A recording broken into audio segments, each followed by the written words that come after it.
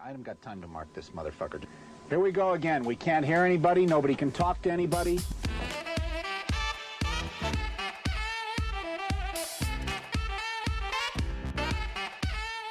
You guessed it, Pressure Points with your two favorite hosts. I'm D, and this is Locksmith AJ. We're coming at you with Season 6, Episode 9, The Hangman of Nuremberg. I already know what AJ has planned, but you don't. So strap in, get ready, and find us on Instagram at PointsOPressure. Let's get to it, cutie pies.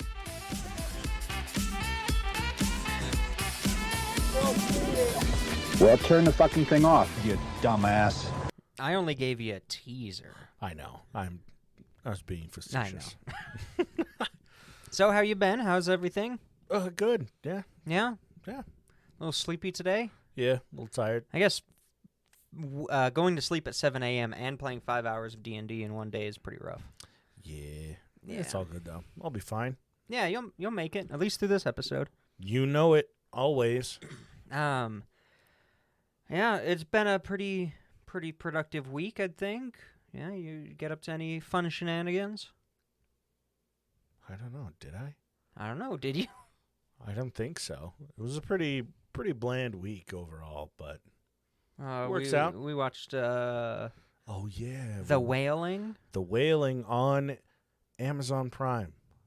It's a Korean horror film that surprised the fuck out of all of us. Yeah, it was really good. Yeah, probably one of the best, if not the best, horror movie I've seen. Yeah, I can. If not, I can say one of the best. It's definitely in my top bit. Oh, it's up there. It's really good. Yeah, check it out. It's a good one. Yeah, Really well done. Trying to think what else happened this week. It's always hard. I know. Like at the end of the week. Yeah, to think about the last week. Yeah, it's all good. But yeah, it's not been bad. How'd your clinical go? Didn't have one. I thought you did this last week. Was that last? Oh wait, that was last week. Yeah, you talked a little bit. Oh about yeah. Totally forgot. No, it was better than I thought. Yeah. It would be, considering just where I went and the type of patients they were, better than I thought. Yeah. I also forgot that I have all of the homework for those due tonight. Hey, bada bing. Good thing it's a short one, I guess. Right? Yeah, and it will be a short one. We got Sleepy D, we got Sleepy AJ. Yeah, we're both kind of. It's a tired episode. Yeah, so sorry if we don't have the energy there for you today, but maybe this topic and episode doesn't need a lot of energy. just to worries. say, we got it, dude. All okay. right. When I was researching this episode, there's so many dumb people leaving comments and shit on websites. Yeah? Like I saw one that was like, hey, the Nuremberg trials were actually totally flawed and skewed, and it wasn't a fair trial at all. They were just trying to punish people. I'm like, I don't care. They were mass murderers. Like, yeah. God. There was enough evidence to say these guys were involved in high-ranking positions of the Reich, that I don't even think there should have been a trial. There was only a trial for the newsreel. Oh, okay. There was plenty of evidence, like, oh my god, yeah, just Jesus. like the things that these people were doing were well known. Like they were, high-ranking members of the Nazis. Their positions were not unknown. Mm-hmm. So really, a lot of what the Nuremberg trials ended up being is just how they gathered the evidence. Because through gathering evidence of these war criminals, even though it was already very apparent that they were war criminals, they were able to uncover, like, the Einsatzgruppe in Eastern Europe and how many millions of people they killed. And they were able to get a much more accurate, estimation of the death toll during the Holocaust because of this trial. Okay. So I'm not saying it was useless. Yeah. They would have been executed anyway, though. That's fair. Because it was pretty obvious what they were doing. But it was the information that they needed to get out of these guys that was vital. That helped a lot. Okay. Yeah, and led to a lot more investigations, a lot more criminal trials, and things like that. But yeah, there are a lot of idiots out there who are, like, Holocaust deniers still just blow my mind. Yeah. I just I cannot fathom how dumb you have to be to be a Holocaust denier. Like, obviously, anybody who's listened to the show isn't a Holocaust denier, because why would you keep listening? Yeah. Like, but it still just blows my mind, because you always come across it when you're researching World War II and you're researching the Holocaust. You will always stumble across people in the comments saying, that's not right, and therefore we should cast doubt on the entire thing. Yeah. Like, oh my God. Jeez. It's crazy. For me, it feels like you're even dumber than a flat earther. Yeah. Like, seriously. you have to be really fucking jaded and out of touch and just like in your own really weird echo chamber to think that the Holocaust didn't happen. Yeah. Like with everything that's out there. There's video that's footage so of in your it. face, and you're still going to turn it away. I'm sorry. Like, Oh yeah, I saw one once. It was you're stupid as a fuck. rebuttal of the video footage that showed like the corpses being bulldozed into the burial site after the Allies had shown up, and people were like, "Well, those deaths are actually from a typhus epidemic." Like, okay, so the typhus starved them to death? Yeah, like, for real. They probably did have typhus too, Yeah. but they were. Yeah, it's just ridiculous. But we're going to talk about the Hangman of Nuremberg and his story. We're going to, go back in time to June 5th, 1911. It's a good year. Yeah, solid year. John Clarence Woods is born in Kansas. His parents end up divorcing by the time he's 2, and he lives with his grandparents for the most part. He was why they got a divorce. He was definitely he was definitely why they got a divorce. He ended up, school off and on. Barely made it through 1 year of high school before dropping out, which, during the time period, that was Great Depression. So the fact that he got there at all right, there's something. Yeah. But December 3rd, 1929, we're jumping ahead. He's 18 years old, and he does what anybody in 1929 does. The second they turn 18, signs up for the Navy. For the fucking Navy. Yep. Within 3 months, he was AWOL. What? Yeah, he was AWOL within 3 months of signing up for the Navy. He ends up getting court-martialed, and somebody during the court-martial is like, that boy ain't right. Did they say why he went AWOL? He Is it just didn't he want to was work. like, I'm out. He said he did not want to work. Yo, same. Yeah, I feel that. Feel that, bro. But somebody at the court-martial was like, boy ain't right, so let's send him for a psychiatric evaluation. Okay. April 23rd in 1930, he underwent a psychiatric. He was examined by a psychiatric board, which psychiatric medicine during this time period is like peak. Oh yeah, top tier. Top honestly. tier, awesome shit. They knew everything. They had the DSM. They were all set. They knew everything about mental health in the 1930s. We've really lost a lot. Yeah. We happen to just lose it in history. Yeah. So I have a quote This is from the report. peak mental health awareness, because this is back when they were still doing lobotomies. Hell yeah. So they knew what they were doing if people's brains are at stake. Yeah, now we don't do lobotomies, and they're like, look at the world now. Yeah, and look how many people yeah. have depression. Yeah. We need to bring back lobotomies. So the direct quote here is, this patient, though not intellectually inferior, gives a history of repeated running counter to authority both before and since enlistment.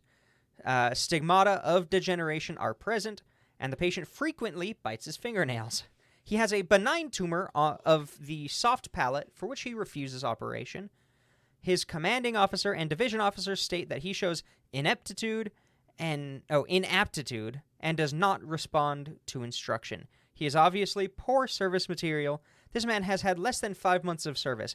His disability is considered to be an inherent defect for which the service is in no way responsible. He is not considered a menace to himself or others. That's good. So he said he's not really dumb. He just doesn't like taking orders from people, and he doesn't like working. And he bites his fingernails. And he bites his fingernails, bastard. And he's got a little tumor on his soft palate.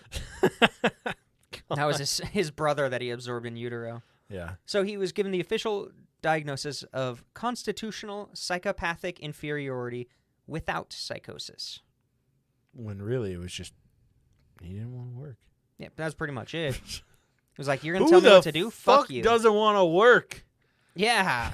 Gross. Oh, God. I think we have what he has. I think so. The without psychosis, up for debate. But Yeah, fair. at this, also on his medical record, he was 5'4", 130 pounds, brown hair, and blue eyes. That's So a he's- little guy. He's us, Yeah, but like... but 100 pounds Yeah. too low. He's tiny, dude. Yeah, he's a little dude. Small boy. He's like Captain America before they filled him up with Yeah, steroids. before they filled him and up with fucking serum. LSD. Yeah. God. And so, he gets out of the discharge from the Navy, starts working some manual labor jobs back in Kansas, back in Wichita, where he was born. 1933 comes around. So 3 years, he joins the Civilian Conservation Corps, which I don't know if you know about them, but they did like part of the New Deal, part of getting America out of the Depression was set up the CCC, and then they'll go through and establish state parks. They'll make trails. They'll make they do a lot of conservation, like ecological shit, which was awesome. So like the Coast Guard, but for forests. Kind of. In fact, the majority of trails that you can hike on, like established trails in the United States, were set up by these guys. The trails were likely there before that, but they would go through and chop down trees to line the paths or find rocks and like grate the paths. And How they did big a lot was of that shit. organization? I feel like it had to have been massive. Oh, yeah. It was huge because it was basically an excuse to create a shitload of government jobs Yeah. so that people could feed their family. Uh-huh. And it worked really well Yeah. because it stimulated the economy. It cost a lot of debt, but like if the war hadn't started, this was the best bet for getting out of Okay. the Great Depression. Damn. That would be a hell of a job. Dude, I would kill for it. The Forest Service does a lot of that stuff now. Yeah. I actually ran into some when I was out hiking years ago. It was a multi-day kind of camping hike, and we came across just like 3 forest rangers who were out there, and they smelled like weed, and they were just like, "Yeah, we're just clearing trails where trees fell Fucking down." Taking it easy, bro. Yeah, and they just had chainsaws and backpacks. Damn. And they were just hiking. Their whole thing was just hike through as many trails as you can. And if a tree fell down, cut it. That's cool. Awesome job. That's a solid setup. Oh, yeah. If I was fit, that would be an Yeah. awesome job. If I was fit and if I could stand to be in the sun for more than 2.5 minutes. Yeah. He very quickly went AWOL. No! No, He was dude! AWOL for 6 days, and then he was discharged. God damn it. He then married a nurse named Hazel Chilcott. Whoa. Yeah, which is crazy because he had like 0 prospects. She sounds like a poisonous flower. Yeah, that's an Australian flower I would fuck. Let's see. Hazel Chilcott? Yep, Hazel Chilcott. You know, he probably fucking went AWOL doing that forest ranger job because I bet they didn't have weed. That was the thing. That was the problem. Yeah. Yeah, they They ran didn't out. have He something smoked to- it all. He seems like he's defiant with authority, but not in like the yo fuck that. Like fuck that. He's angry defiant. He's like, I won't fucking do that. That's Yeah. my I can take see from that. this guy. Yeah. So in 1940, he, for some reason, enlists in the Selective Service for the draft.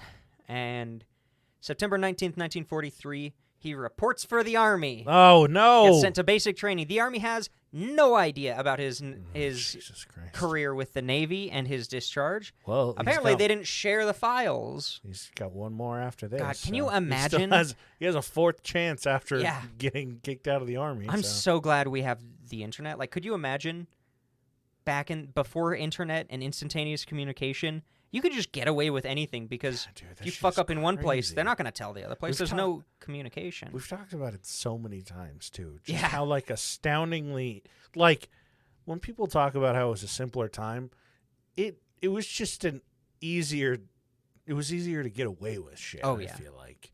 Definitely. God damn. Just Yeah. kicked out of the Navy, kicked out of the Forest Service. I know what I'll do. I'll join the Army. Perfect. So in 1944, early 1944, he's deployed onto a troop ship and assigned to Company B of the 37th Engineer Combat Battalion. He was a combat engineer. Oh my God. The guy who barely made it through 1 year of high school and has dropped out of everything so far is an engineer. This is like putting me in an engineer position. Yeah, like we good don't have fucking any luck. education Yeah. for that. Oh, And God, dude. He surprisingly did not go AWOL. Oh, okay. He was even involved in D-Day.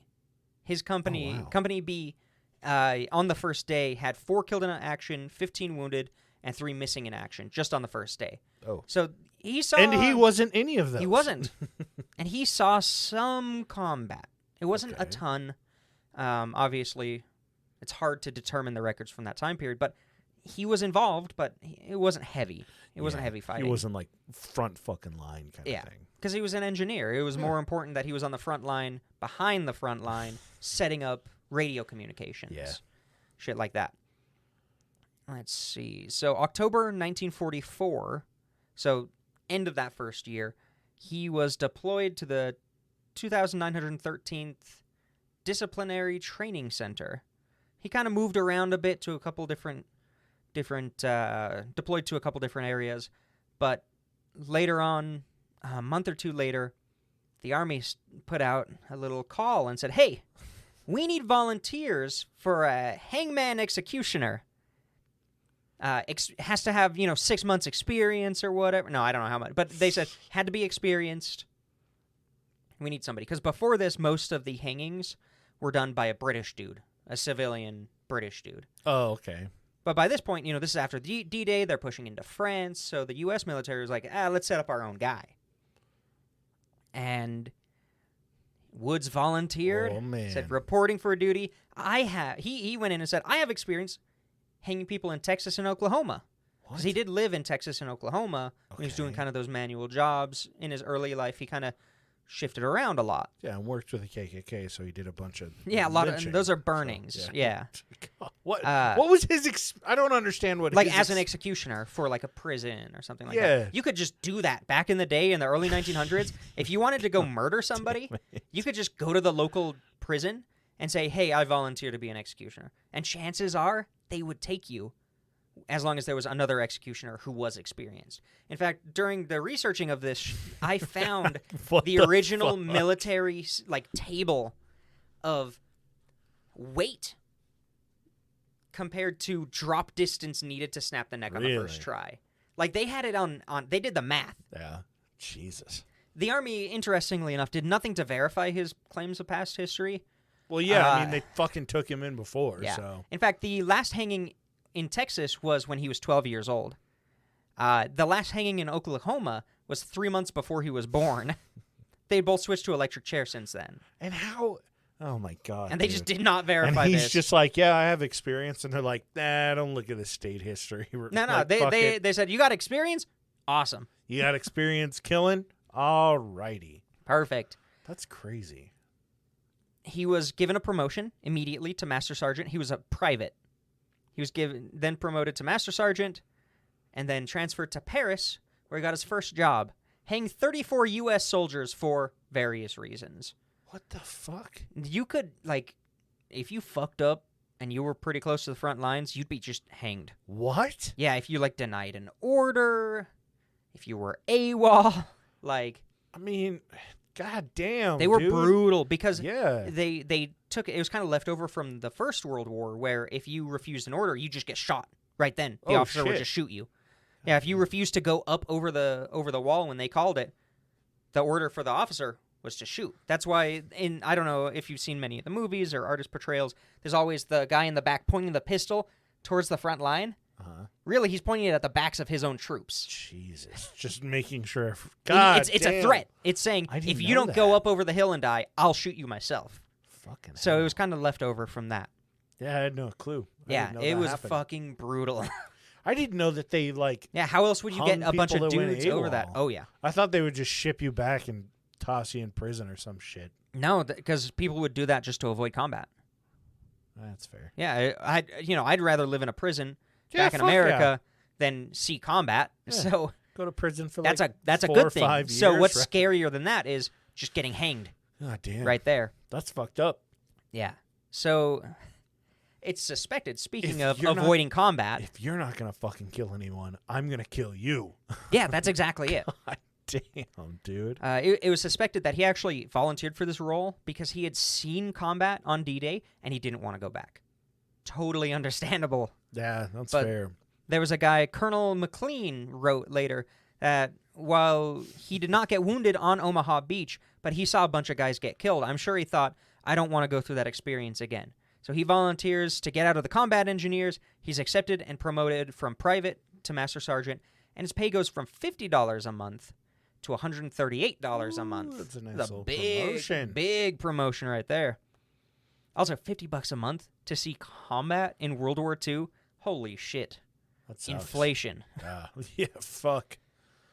All right. So his first execution, he kills, executes a bunch of U.S. soldiers. That's his main role. I love that, like, they're like, to avoid seeing more death on the front lines of D-Day. Mind you, D-Day was, Oh, yeah. like, fucking terrible. But he's like, the best way to avoid seeing all this death is to kill them myself.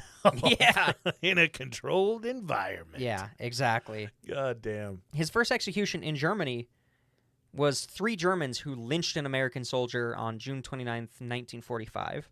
So now he actually is starting to lynch the Germans as they're convicted of crimes by the Americans. Then on November 10th, 1945, he hanged 5 Germans who were involved with the what was called the Russelsheim massacre. Hey, I mean, at least he found something that he loved. Yeah. He found his passion. Have you heard of the Russelsheim massacre? I haven't. So there was a US B-24 Liberator bomber that was named Wham Bam Thank You Ma'am. Of course it was. It was shot down over Hanover. All 9 crew members bailed out and parashot down. One of them caught flak in the stomach. Oh. And he got caught, immediately. And the Germans were like, okay, send him to a hospital. And then they sent him to another hospital to get more surgery. He just started going through surgeries. Yeah. The other 8 were, eventually rounded up. And they were captured by the Luftwaffe. Oh. At this point, they get put into a train. They're starting to be sent to a POW camp. They get to around Russelsheim when the night before, the Canadians bombed the absolute hell out of Russelsheim, and the tracks were destroyed. Yeah, well, you got to talk more about how just batshit crazy the Canadians were Holy in shit, World they War went II. balls to the walls. Fucking nuts. So the Luftwaffe were like, all right, we just got to march them through this town, kind of get them around, get on another train, send them to the POW camp. So they get through, and the locals start yelling about how kill them, they bombed us, they bombed our city. One of the U.S. troops actually said in German, "That wasn't us. Yeah, that wasn't us." I swear to God, it was the guys in the north. Yeah. Did you see the maple leaf? Yeah. It wasn't us. They didn't give a shit. So locals start throwing bricks. One lady threw a brick, and it just started like the powder keg. People came out with hammers and sticks, bricks, metal rods, start beating the shit out of these prisoners. Yeah. It's like they can't protect themselves. Well, the Luftwaffe were like, Yeah. They're basically doing what the Luftwaffe wanted to do. Yeah. They just didn't have the thumbs up. They all get, they're beat. They all get lined up on the pavement, and the air raid warden is the only guy who has a gun besides the Luftwaffe, and he's got a pistol, and he starts executing them. Yeah. Bullet to the brain, just bam, bam, bam, bam. Gets to 6, magazine's empty, doesn't have any other bullets, meaning the other 2 people It's the most Luftwaffe story ever. Well, he was an air raid warden. He was a civilian, which is even worse. God damn. And then, so the 2 that survived, who didn't get shot, kind of waited for people to disperse and then crawled down a ditch and, just tried to get out of town. They were picked up by some local police in a town over on purpose, and they were sent to the POW camp. I just imagine this guy's like, 2 bullets. I just need 2 fucking more bullets. Somebody go find some. It's like digging through the rubble. Anybody. Yeah, so very quickly after this, that is very obviously a war crime. Yeah. They're POWs. Yeah. Germany has signed multiple agreements about the care and process and transfer of POWs, which, holds all of Germany liable to everything that these civilians did to God these damn. troops because they lynched them. Yeah. Like, these guys were surrendered. They were in custody. Like, they didn't have weapons. Hands literally cuffed behind their backs. Literally cuffed behind their backs. So They've been beaten, and then they're killed. pretty quickly afterwards, the Allies occupied this town. They found out about it. They found the bodies, and they started rounding people up. And they bomb them again. Yep, let's do it again. No, they find a lot of the people who were involved. Like, there was one guy who stomped them so hard that it broke his boots. Holy shit. And so he was one of the people charged. I think he was hanged. The air raid marshal was hanged. There were some ladies who ended up being acquitted because they were like, oh, the ladies were just screaming. They weren't, but they were acquitted at the time. Yeah, exactly. Because the first person who threw the first brick was a woman.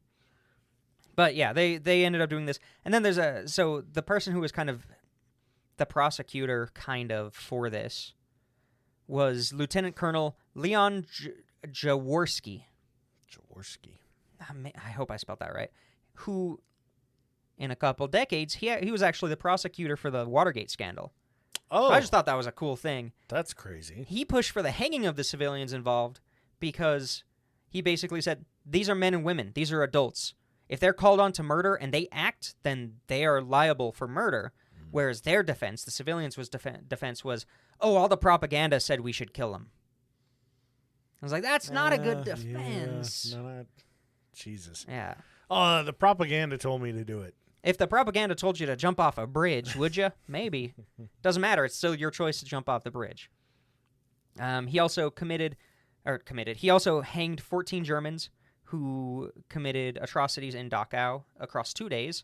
He did a lot of executions on Germans who lynched, like, American soldiers. Yeah. That was pretty common. Because at this point, people weren't going AWOL as much because it's getting very much towards the end of the war. Yeah. So after the Nuremberg trials, which, God, I hope you know what the Nuremberg trials are at this point. Just anybody listening. Yeah. There were 11 high-ranking Nazi officials condemned to death by hanging. Hermann Göring was the first to be hanged. He managed to take a cyanide pill in his cell prior to the hanging and died like a little bitch. Little baby. Another guy kind of, I don't know if he escaped and then committed suicide. Either way, he ended up killing himself. I mean, I'm going to be honest. If I were in a prison cell and I had a cyanide capsule and it was like, hey, you're going to get fucking hung tomorrow, I'd be like, I'll do this instead. Fuck it. Yeah. Knowing what I know about this, yeah. Yeah.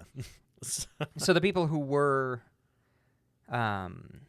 condemned were Field Marshal Wilhelm Keitel, Colonel General Alfred Jodl, former head of the SS Ernst Kaltenbrunner, former Foreign Minister Joachim von Ribbentrop, Alfred Rosenberg, Hans Frank, Wilhelm Frick, Julius Streicher, Fritz Saukel, and Arthur Seyss-Inquart.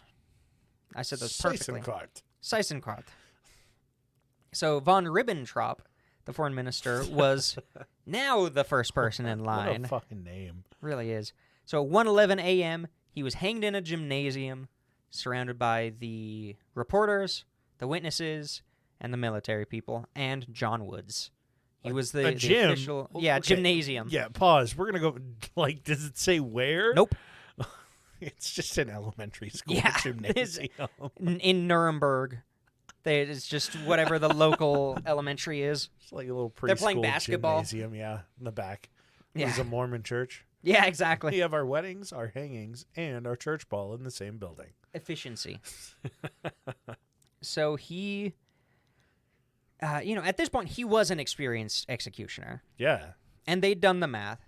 But interestingly enough, most of the Nazis died by died by suffocation, not a broken neck.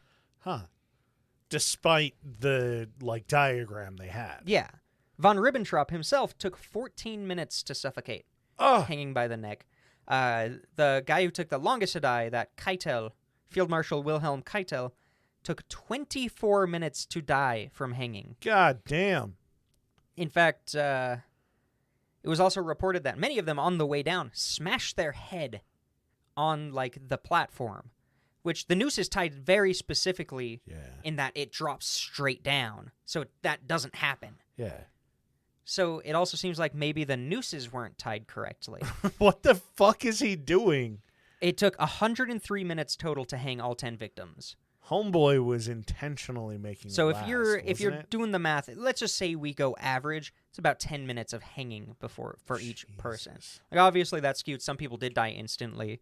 Mr. Executioner, it's just relishing in these hangings. Yeah, I found one report from a reporter who was there who said that basically how it worked was there was the platform, and then they would fall through, but then under the platform it was a black cloth, so you couldn't actually see them. Oh, yeah. And there was one, he said, where the guy fell, but it was kind of like the rope wasn't as taut as the other hangings, and John Woods just went under there and pulled on the guy's legs and then left him, and then he took another 10 minutes to suffocate. I mean, passion in your place of work, I guess. Fucking hell, dude. Yeah, I got a quote from John Woods about this event. Oh, no. I hanged those 10 Nazis. Imagine this in a Kansas accent. I hang those I hang those Nazis. them 10 Nazis, and I'm proud of it. I wasn't nervous. A fellow can't afford to have nerves in this business. I want to put in a good word for those GIs who helped me. They all did swell. I'm trying to get them a promotion. God. The way I look at this hanging job, somebody has to do it. I got into it kind of by accident years ago in the States. That wasn't by so accident, he's still just bro. That That wasn't by accident at all. He didn't hang anybody in the States. And he was very proud of it. Very suspected that he purposely botched them. I mean, I thought you were going to say, like, proud that he did them, which he probably that too. was. He was. But, like, this is like a world-scale hanging. Like, it's not like, what's it, James Woods? Yeah. Like, it's not like... Wait, was it? John Woods. John God. Woods, there we go.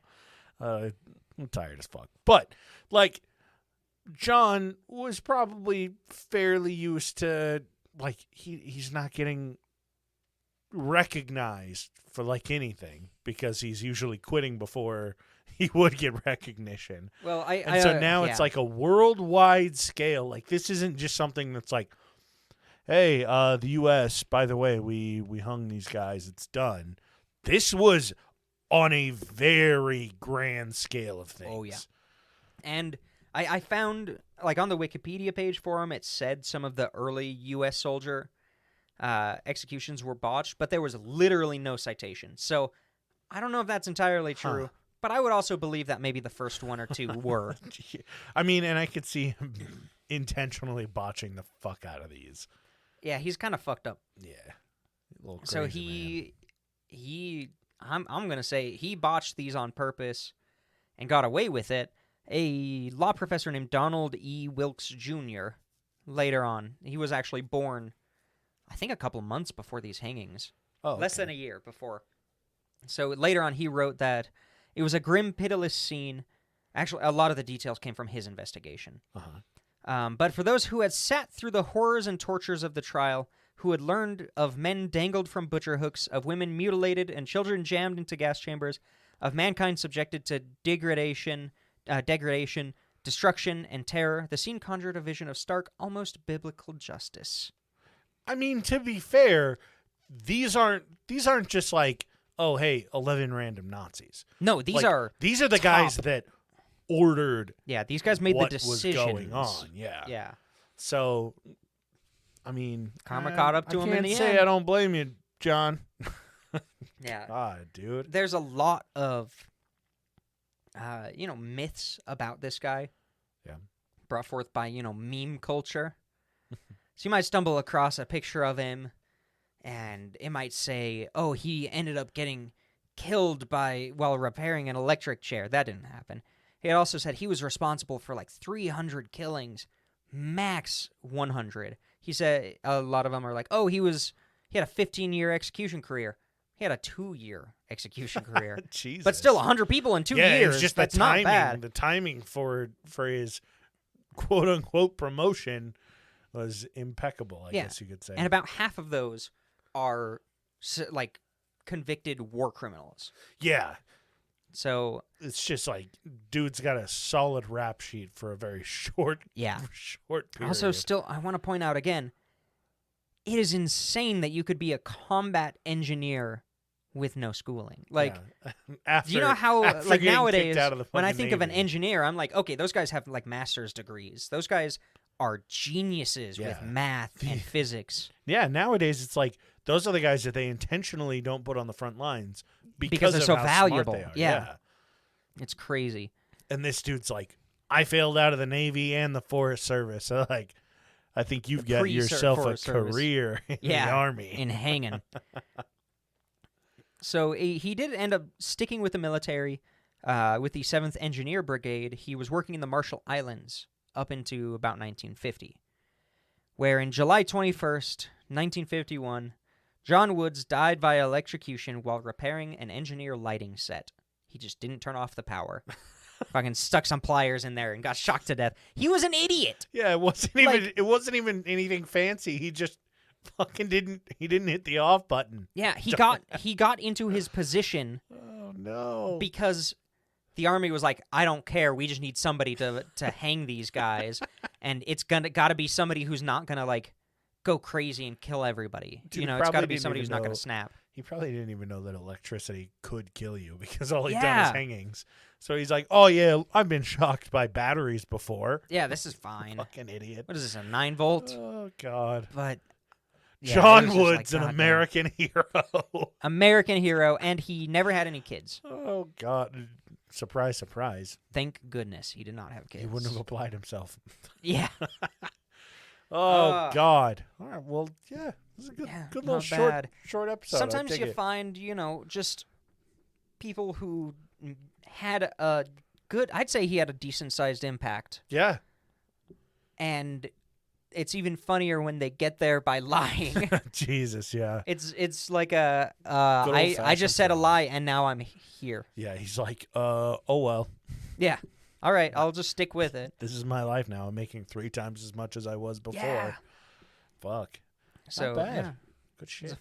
I like the fun little, just like one person figure it out. Yeah, chill. Especially when they have a weird soft tumor in their mouth. Not bad. Jesus. Well, if you guys would like an additional episode per month, and you'd like additional content from both of us, check us out on Patreon. We have Sloppy Seconds on there. We've got AJ's Project Voices. And like I said, 1 extra episode per month. Got some pretty cheap little tiers in there, but if you can't afford it, that is okay. We just appreciate you being here and listening. AJ, you got that list? Patreon.com/pointsopressure. Of course, we got the board. They make all the decisions. Thankless job, honestly. Mini D, Nordic Thunder, Toddle Waddle, and Weston. Thank you guys so much for being able to put forth a little extra and really helping us out. Yeah. And now that there are 4 of you, each of your votes only counts as a quarter of a person. Yeah. So, sorry, still don't outnumber us. Yeah. Somehow. Your shares are going down in value. That's weird how that works. It's like a bad investment. And then, of course, we've got Abby, AJ's Third Nut, Thomas, Dark Runner, D's Nuts, and Lara Revo. Thank you guys so much. Like, we really do appreciate it. You let us keep doing this and keep growing. And, you guys are responsible for these beautiful microphones. Sexy microphones, the stands that hold them. The wood that we use to make the desk. I don't think we had done Patreon at that point. No, but I've been stealing from it. Retroactively. I've been embezzling money from it. I mean, it's fine. Yeah. Do your thing. Oh, but yeah, we really do appreciate you guys. Fantastic seeing that we're actually getting support on there. So thank you so much. And as always, you guys know the fucking drill. If you ever have any TV show suggestions, ideas. We're gonna start filming. If you ever want to pitch a pilot, by all means, reach out to us. But yeah, you have any suggestions for TV shows, movies, books, music, fucking whatever, If you just need somebody to talk to, then by all means, reach out to us at Points O Pressure on Instagram. And always feel free to email us, ppdnaj, and we'll catch you guys next Monday.